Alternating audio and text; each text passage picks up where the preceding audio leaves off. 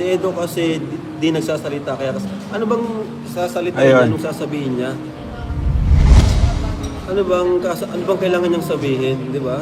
Okay guys, to no? Ano na Yan. ngayon, nagpaalam na. Hindi. Marami, ito sinasabi natin, no? So nakapagpaalam na guys to yan, ano pang gusto nyo na guys, ano pang gusto nyo kumbaga marinig? Ito sinasabi natin, irespeto natin. Kung nananahimik, irespeto natin. No, yan, no? Kasi may mga tao talaga na hindi mahilig guys. Sabi natin magdadaldal no, or magpaliwanag siyempre. No, yun. Kung nakapagpaalam na sa vlog, no yan, nakapagpaalam na actually, guys, no yan, kumbaga naging klaro na, may vlog na guys, no yan, no? So, wag tayong dumating sa punto na yung kagustuhan natin ay ating ipinipilit, guys, no yan. Ba't ba kayo, ano ba yung pinaguhugutan nyo? Ba't nyo binaba si Bibi Fiancé, no? Ito ba ay dahil sa kumapaghinto, no? Take note, guys, lagpas 2 taon tayo nilang kumbaga pinasaya.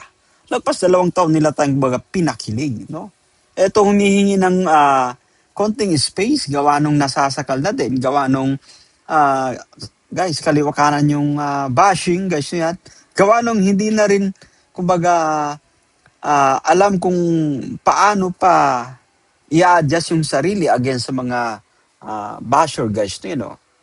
So, yan, pakiusap. Hinto, wag na tayo, ano po, no? Pakiusap, wag na mambash niya, no? Guys, sulit naman yung lagpas 2 taon na pagpapakilig sa atin. Ayan. Tigilan nyo na po yan. Yun, no? Sana naman po, no? Sana ma-absorb, guys, no? Sana mapanood ito ng mga dapat tamaan, syempre. Karaba, akala ko ba dapat ang Karaba na peacemaker, pero bakit Ayun. po parang lalong gumugulo? Ngayon, nakapag-live din ako kasi ang dami ko napapanood na live and sobrang kailangan ko magsalita kasi parehas na nababash si Bianci saka si Edu. Ano? Ayun. Anyway, guys, yan, let's pause for a while. Ay talagang isa rin ito sa ating inaabang-abangan. No? Kung ano yung magiging reaction ni Director Rob sapagkat talagang mainit yung usapin no? Patungkol guys kay Bibi Fiancé kay Kalinga Peds. Yan. Pareho sila actually kumbaga nadudurog sa pagkakataong ito. Anyway, ituloy pa nga natin kung ano yung ano po, no? Ano yung magiging komento guys dito ni Kalinga Prab. Hindi na siya, kumbaga di naman na kailangan pagparausapan pa. Lalo na Ayun. pag na si Bianci na itigil ng pag-usapan kasi lalong lumalala eh. Sa halip na maging okay pa, lalong lumalala. Saka pares sila nababash, hindi lang si Bianci, hindi lang si Edo, kundi pares po sila nababash. Kumbaga Ayun. walang magandang naidudulot itong mga pagkapit-kapit ng kung ano-ano dun sa dalawa. Di ba? Kawawa naman po yung dalawa. Ano? Siyempre ako yung manager nila eh. Ako yung manager ni Bianci. Ayoko naman po na nangyayaring ganito sa kanya. So, tigilan nyo na po. Please lang, tigilan nyo na po. So tama ito guys, tama si Kalinga Prab yan. No? Bilang isang manager, bilang isang kumbaga content creator, siya yung nag-vlog dito kay Bibi Fiancé guys, ay masakit din para sa kanya. Siyempre na nakikita niya po na kumbaga naduduro guys to yan. Yung kanyang beneficiary, especially si Bibi Fiancé po. Kasi walang channel po guys si Bibi Fiancé talagang tawag dito, no? Samo-saring bashing yung pinagdaraanan ni Bibi Fiancé, which is kumbaga hindi naman niya deserve yung mga ganitong kumbaga bashing po guys na yan. Kasi kung maghihimay-himay tayo sa totoong istorya, syempre guys na yan, si Bibi Fiancé po, naka-generalize niya, no? Na kumbaga yung kanyang naging desisyon, no? Patungkol syempre sa kumbaga, yun nga, pahinto muna yung kanilang LT, no, ay yan pangkalahatan po yan at iniisip niya din guys, no, yan. Si Kalinga Peds kung saan ay talagang nababash din, no, yan. Talagang, alam mo, di natin masisisi yung isang Bibi Fiancé guys, no, yan, no. And napakamura pa nga ng edad niya guys, no, yan, pero ito, no, kumbaga nakakaranas siya ng matinding bashing which is na kumbaga hindi naman dapat niya kumbaga guys, no, yan. Hindi naman niya dapat nararanasan. No yan. Anyway, play pa nga natin. Yan, yung tatapik sa dalawa. Ayun. Kanina dun sa live ni Dr. Love, grabe yung bashing kay Edu. Natin na. Grabe po yung bash kay Eds. Tapos minsan naman Okay. din kay, Bianci. Mhm. So, ay nako. kalinga pa naman din po tayo pero kasamahan natin na babash sa ano natin, sa live natin. Yun. 'Di ba? Hindi porke marami nanonood sa atin is i-ano natin yon, gamitin natin yung ganong pagkakataon para Ayun, o yan just yan sa mga nagtatopic po. Sana kumbaga malinaw or sabihin natin, sana ma-absorb naman natin. O yan. Ang ganda ng sinasabi ni Kalinga Prab, no? Hindi porke nagkaka-views, hindi porke kumbaga trending, no yan. Eh, ano lang natin, kumbaga vlog pa rin tayo ng vlog, no yan. Isipin natin, no? Sasalang-alang din natin na kumbaga naiipit, no? Naiipit yung ating kumbaga mga kasamaan dito sa Team Kalinga Quest, no yan. No? Guys, yan, especially BB Fiancé and Kalingap Edo, guys. Tama yung sinasabi actually ni Kalingap kapag hininto yung hininto yung tawag dito, yung pagko-content guys to yun, ay may iwasan din. May iwasan, marireduce, no? Mababawasan yung kumbaga pambabash dito kina BB Fiancé, kina Kalingap Edo, guys. yung kasamahan natin ay sobrang nababash. Ayun. Diba? Pati si Carla, ayun, si Carla din po. Ayun. Ano, pagdating kay Carla Bell, no, wala tayong, kumbaga, walang nakakarating sa atin, no, pagdating kay Carla Bell, I think very minimal, no, yung sa bashing, no, yan, kung meron man ay, no, let us know actually, no, para at least, kumbaga, aware din tayo, no, makagawa tayo ng content, guys, no, yan, no. Pero sinasabi natin, guys, yung binabas natin, no, 18 anyos, BB Viancy, and Carla Bell, 20 years old, no, yan, no. Play pa natin ito, guys, ha? Nakiusap na po si Viancy na wag na pong pag-usapan. Ako nga po mismo na, ano, di ba? Ha, naka-green screen? Hindi. Ako nga po mismo talaga na, ano eh, na umahawa kay Viancy at kay Edo. Hindi ko po sila pinakikalaman sa desisyon nila. So, sana naman po, irespeto natin yung dalawa. No? Ayun. Natin sila magkaroon ng space. Yan, ito sinasabi natin, guys, yan. Ito si BB sila kapag decide na nga, no? Kapag decide na, ano yan, patungkol sa LT na kumbaga stop na muna, no? Irespeto natin yun, guys, yan. Hindi tayo dapat dumating sa punto na kumbaga hindi na natin pinapakinggan yung kanilang mga sinasabi, guys, yan. BB Fiancé as well as Kalingap Edo, hindi na natin kumbaga pinapakinggan. Eh, ano na yun, kumbaga binabaliwala na natin, guys, yung yan, no? Respeto natin yung kanilang desisyon. Bibigyan siya, hindi natin ayaw na. So, stop tayo, no? Kay Kalinga Peds naman, ayan, kung ano man yung kanyang, kumbaga, tawag dito, sa loobin, no, yan, or, kasi marami yung, naghahanap-hanap, guys, no, yan, bakit hindi nagsasalita si Jesus? Respeto na natin yun, no? Guys, magsasalita yung tao, no, sa tamang panahon or darating yan actually, no? Pero wag wag tayong kumbaga sa ating sarili pinipilit natin, no? Na kumbaga magsalita si Eds. Irespeto natin. Kung tahimik siya, no? Guys, irespeto natin, no? Hindi darating sa punto na, no, na para na tayong kumbaga mas tayo yung nakakaalam, guys, sa nagiging desisyon, no? Tayong nakakaalam kumbaga sa iniisip ng tao. Yun na po kasi yung nakikita natin. Hindi po ba? Yan. At good thing na nagsalita po si Director Rab, no? Ayan.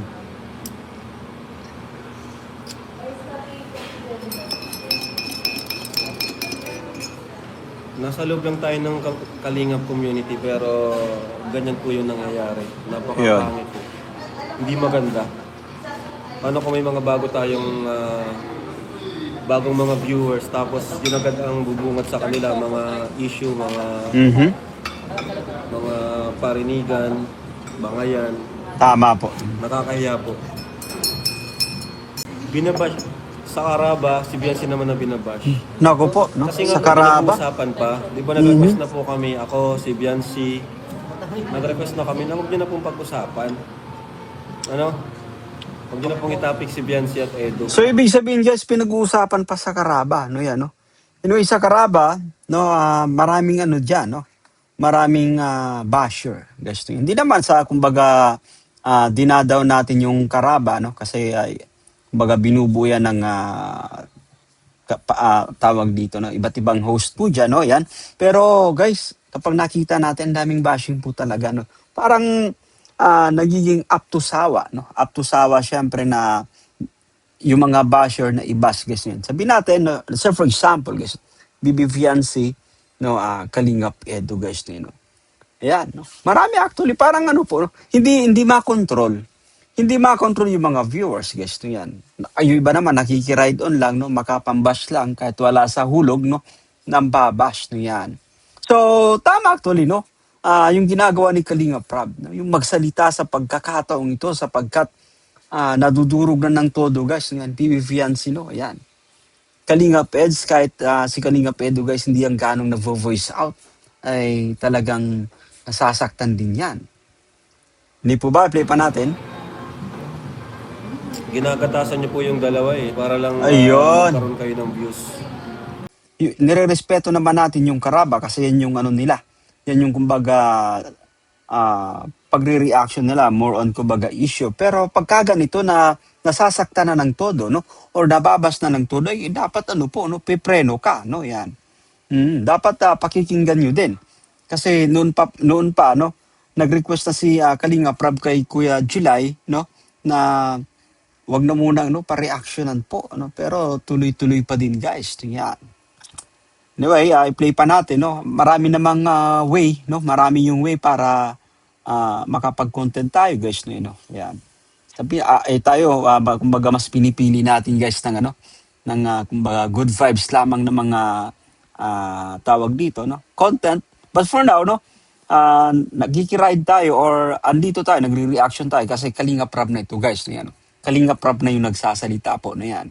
At tayo nga, kilala nyo tayo, guys, no? Yan. Sabi ko pa nga po, hindi ako yung taong kumbaga gagawa ng content na kumbaga magpapalala ng sitwasyon, no, most of the time, no. Tayo po ay kumbaga peacemaker, guys, no yan. Anyway, play pa nga natin, no. Na po yung dalawa.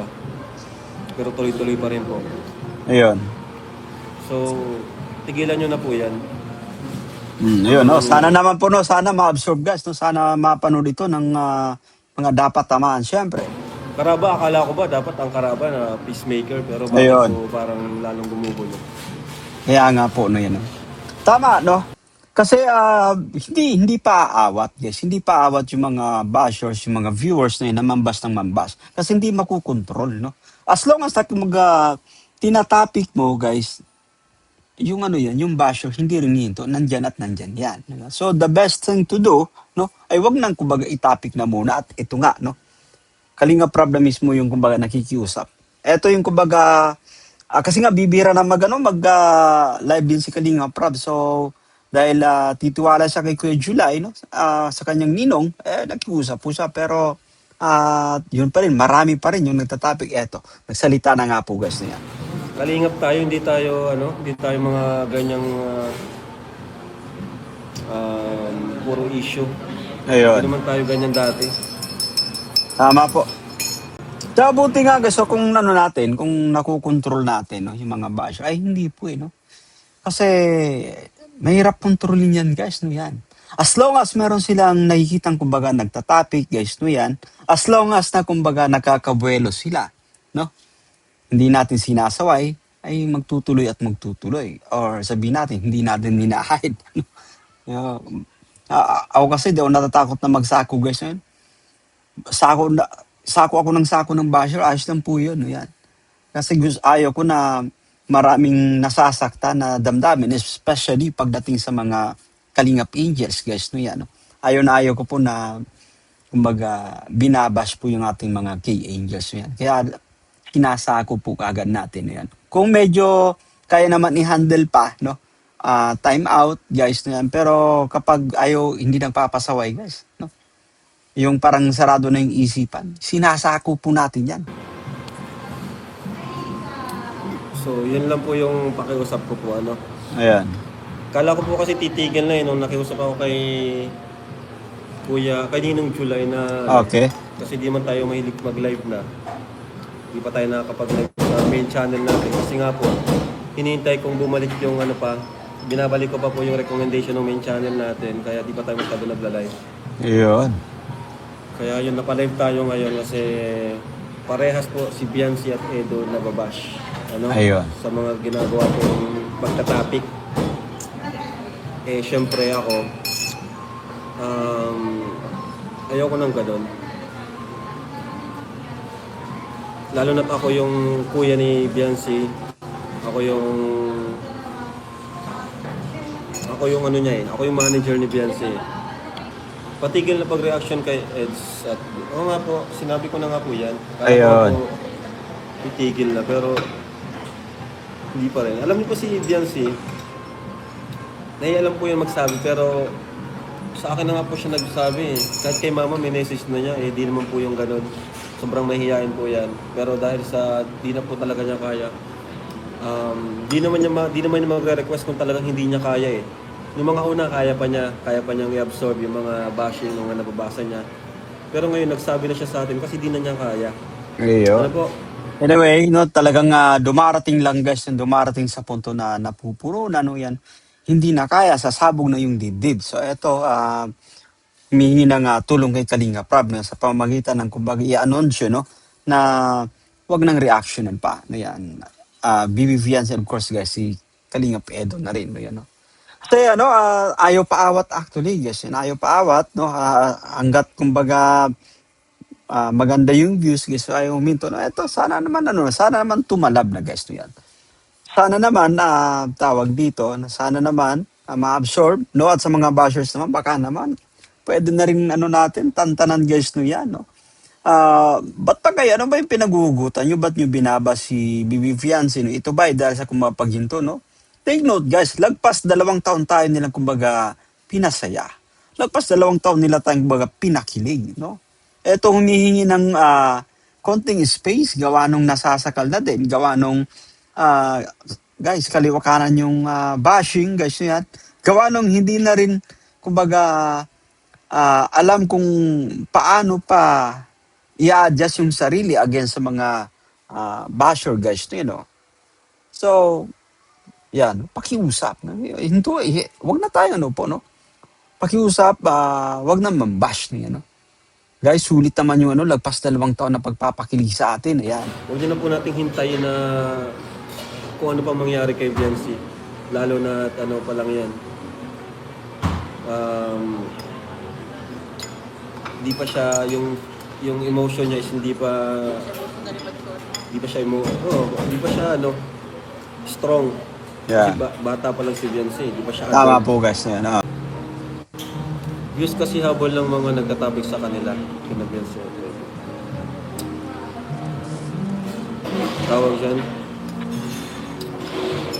Oo, lahat naman po tayo naghahangad ng views. Pero mag-ano naman tayo, maghanap tayo ng ibang way, Yun. di ba? Yung iba naman, okay naman, di ba? Yung iba, gumagawa ng paraan. Saka, ilang years na rin naman tayong natulungan ng EDSI, di ba? Ayun, Na tama magkaroon po. din ng mga Revenue or So topics ngayon, na yan. ngayon ang kumbaga ngayon na may problema ang EDSI, tayo naman yung tumulong sa kanila. Di ba? Tama po. Natulungan tayo ng EDSI na magkaroon tayo ng mga blessings, mga mga content. Pero ngayon na silang dalawa ay ganito nasa kalagayan na anong tawag Kumbaga doon? na, Parang down na nasa down, guys, kalagayan yan. sila na hindi okay. Yan, dapang-dapa. Guys, yun, tama po ba, no? Tayo naman yung magpalakas sa kanila, hindi yung lalo pa nating gagatungan, lalo pa natin silang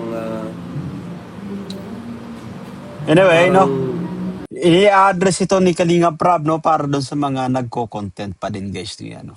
Oh, tama sinabi niya, no, guys, you know, lagpas naman 2 taon na actually na mayroong na itatopic, no? As usual na kuha ng revenue, guys, no, you know. So this time na kumbaga tawag dito. This time, guys, na medyo hindi maganda yung estado, guys, yan. Ibig sabihin na kumbaga punong-puno ng pambabash, guys. So kapag hinintuan natin yan, no? Kapag hinintuan natin yan actually, ay guys, maano rin, marireduce din, no? Marireduce yung bashing, guys, no, you know. Tama po. Ito, ano to guys, so, sana ma-absorb, no? Doon sa mga recipient. Dito mula sa itong mensahe ni, ano, ni Kalinga Prab, guys, niya. Sana tumalab. Sana ma-realize nyo, no? Na kumbaga it's about time para mag-pause na muna. Na ihinto na muna yung, kumbaga, pagre-reaction, pagtatapi. Siyempre, guys, no yan. Sasabay tayo sa ganon. Okay? Kung kailan na down sila, dapat huwag nating sabayan. Di ba? Yan. Noong mga panahon na nasa taas sila, tinataas din nila tayo. Tinutulungan nila Tama po. tayo Tama, guys. No? magkaroon ng content. View. Tama ako, guys. So, ako, as a reactor din, guys, no? Ang tatas actually ng mga, natin, views, guys, na yan. Views. Pero, those, kumbaga, yun, mga pampagood vibes na reaction natin, yun, no? Pampahype pa, no? Pampahype pa, ika nga sa mga viewers, especially sa mahilig sa kiligan, guys, no? Yan, no? Yan. So, yun, no? At sa mga ganitong pagkakataon na talagang may pinagdadaanan yung EDC, guys, no? Yan, yung tambalang EDC, no? Yan. So, I think tama yung sinasabi ni Kalinga Prab, no? Na ano na muna, lie low na muna. Hintuan na muna, guys, no? Yan. Pero ngayon naman na sa down yung dalawa, ang ginagawa naman natin, lalo pa natin silang dinadown. Ayun. Bash sila sa mga content natin. Tama po. Hindi Talaga, po guys. yung maganda. Ano? Ayun. Hindi po kalingap yung mga ganun. Okay. Hindi po pustong kalingap yung ganun. Down na nga yung dalawa, tatapak-tapakan pa natin. Ayun. Kaya nating mabash sa mga live natin, sa mga topics natin. Kumbaga, kahit na kahit na pawala na, inano pa rin, talagang piniga pa rin eh. Pigang-piga na yung dalawa eh. Diba? Si Edo kasi di nagsasalita kaya ano bang sasalita niya Ayun. nung sasabihin niya? Ano bang kailangan niyang sabihin, di ba? Okay, guys, to no? Ano na Yan. nga nagpaalam na hindi. Marami, ito sinasabi natin, no? So, nakapagpaalam na, guys, to yan. Ano pang gusto nyo na, guys? Ano pang gusto nyo, kumbaga, marinig? Ito sinasabi natin. Irespeto natin. Kung nananahimik, irespeto natin, no? Yan, no? Kasi, may mga tao talaga na hindi mahilig, guys. Sabi natin magdadaldal, no? Or magpaliwanag, syempre, no? Yan. Kung nakapagpaalam na sa vlog, no yan, nakapagpaalam na actually, guys, no yan, kumbaga naging klaro na, may vlog na, guys, no yan, no? So, wag tayong dumating sa punto na yung kagustuhan natin ay ating ipinipilit, guys, no yan. Nasa na yung po doon, tinatawag natin na respeto po, guys, no yan. O, ito na, dumarating sa punto po, guys, na talagang alam natin na nasasakal na din, no? Nasasakal na itong ating tambalang Edgy. Kalinga pa nababash din, no? Sa musaring pambabas, especially PBV yan, batang-bata pa, pero nakakaranas ng matinding bashing, guys, to yan. Respeto natin yung kung kailan siya magsasalita or ano man. Ayun. Darating tayo doon. Sinasabi natin, guys, darating tayo doon. Lahat ng buhay mo, ikwento mo na eh. Tama. Lahat tayo may kanya-kanyang privacy. Tama. Guys, yan. Ang ganda na sinabi ni Kalinga Prab. Guys, eto na, no. Hindi lahat ng kumbaga ating nararanasan, ibinabahagi natin po no, sa taong bayan. Tayo, no? Kung tayo nasa sapatos ni Kalinga Prab, so, ako rin, guys, hindi ko lahat kumbaga ibabahagi po sa sa taong bayan, guys. Kasi meron naman tayong privacy na tinatawag, guys, no yan. At hayaan natin na panahon yung magsabi. Darating yan. Darating yan dyan, guys. No yan. So, sa pagkakataong to, mas pinipiling, kumbaga, tahimik. So, be it, guys. No yan. No? Walang issue po doon. Decision po nila yon, no? Huwag darating sa punto na ipinipilit natin yung ating gusto, yung masunod. Ayan. Play pa natin, ha? Huwag niyong pilitin ng tao na i-open ang kanyang buong buhay sa atin. Ano po? Tama po yun. Tama. Agree ako dyan.